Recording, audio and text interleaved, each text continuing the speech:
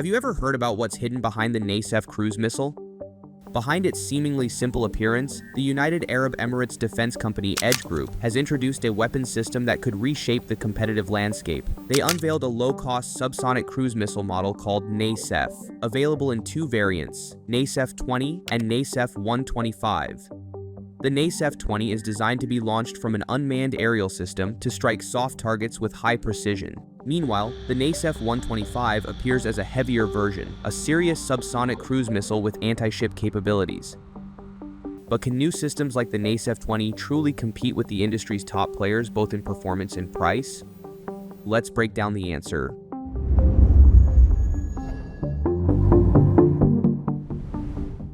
Amid the spectacle of cutting-edge defense technology at the Dubai Airshow 2025, the name NASEF emerged once again.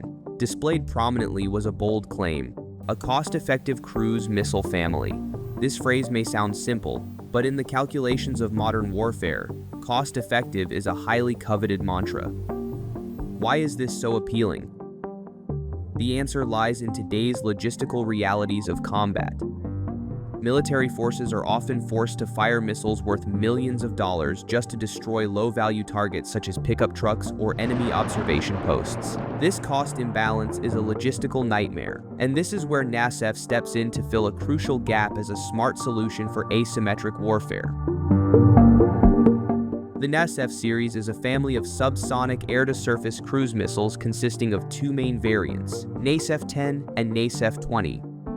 The key advantage of this series is its flexibility. Both missiles are specifically designed for integration with unmanned aircraft. This means the risk to human pilots can be completely eliminated. In combat scenarios, operators at a ground control station can guide these missiles with high precision using a semi-active laser seeker or an optical guidance system. This enables a man-in-the-loop capability where the final decision to strike or abort remains in human hands until the very last second. Let's take a closer look at the NASEF-20. With a body length of 2.4 meters and a gross weight of 90 kilograms, this missile is a rugged workhorse. Powered by a jet engine, the NASEF-20 can carry a 20-kilogram warhead, enough explosive power to disable vital infrastructure or lightly armored vehicles. Its tactical advantage lies in its range, which reaches up to 200 kilometers with a total flight endurance of up to 1 hour. Imagine a drone releasing this missile from a safe distance, far beyond the reach of enemy air defenses. With a cruise speed of Mach 0.3 and a maximum ceiling of 24,000 feet, the NASEF-20 can loiter or glide silently before diving onto its target, supported by a communication range that remains connected out to 100 kilometers. On the other hand, there is its more agile, younger sibling, the NASEF-10. This air-to-ground cruise missile is much lighter, with a launch weight of only 35 kilograms, yet it remains lethal with a 10-kilogram payload. Despite its smaller size, its range is still impressive, capable of reaching 150 kilometers with a flight endurance of 30 minutes.